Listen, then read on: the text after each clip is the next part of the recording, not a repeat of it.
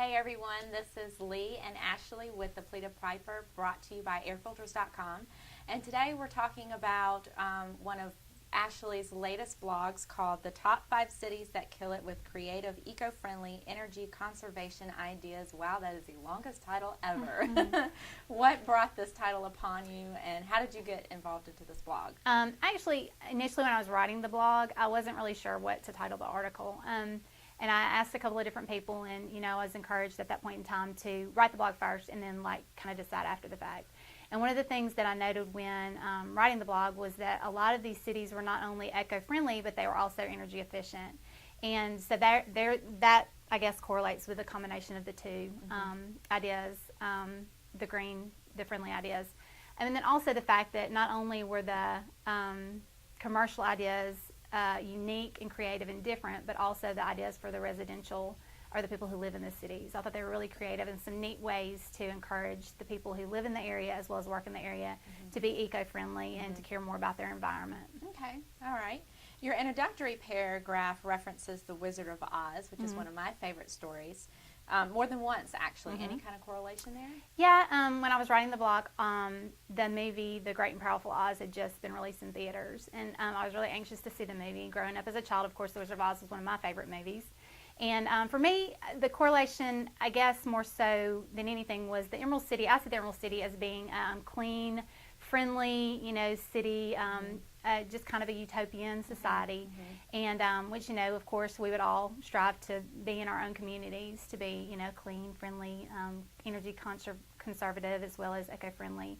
And so I guess I see the Emerald City that way, and also, I guess, too, when I was picking the pictures for the blog, a lot of them were skylines, the majority of them were skylines, and I just kind of put myself in Dorothy's position looking over the poppies, as she, ascended to meet the wizard. And so I guess that's the correlation. Okay, because a lot of your pictures did have skyscrapers in them, and which were really, really neat. Yeah. I noticed while reading your blog that all 5 of the cities you noted are heavily populated or considered metropolitan. Does that relate to one another as eco-friendly? I think, I noted that as well. I noticed that. I feel like, in the more heavily populated cities, I see that there's a government infrastructure that encourages incentives not only for business owners but also for residents of these cities that are talked about in the blog to really be eco-friendly and to be energy conscious. So I think that the fact that they're heavily populated, I think that kind of relates to that. But I think, too, the fact that they're metropolitan, and one of the reasons that these were the cities that were more eco-friendly has a lot to do with the Energy Star program, which is a government program. And a lot of buildings that are newly constructed are constructed under Energy Star guidelines. And then they also have an incentive for buildings, for civic buildings as well as businesses, to refurbish and to refurbish their buildings to make them Energy Star aware. And I think that those particular buildings have a lot to do with the energy consciousness of the community. So I think that's where the metropolitan part factors in. Okay, all right. And you talked a little bit about the factors that businesses or civic buildings might focus on when being energy conscious. What about the residents that live in these cities? How are they encouraged to become energy?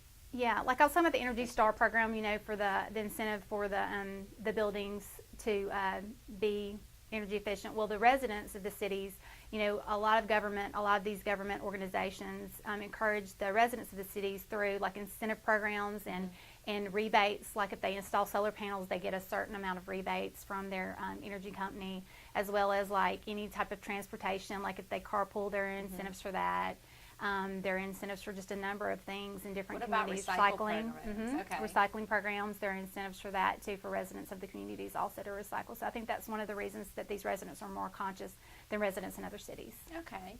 And finally, what facts surprised you the most when researching this particular blog? For me personally, being a girl from the South, growing up, we didn't focus on recycling or energy conservation as much here. And that's one of the things I noticed in the article too, that the cities that were most energy aware and most eco-friendly were cities from like the Northwest and energies from like the East Coast.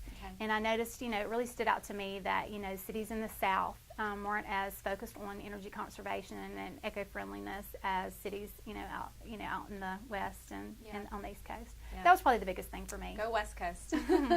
Okay, well, thank you for sitting with me today and talking about your blog. Yeah. I know we'll have more.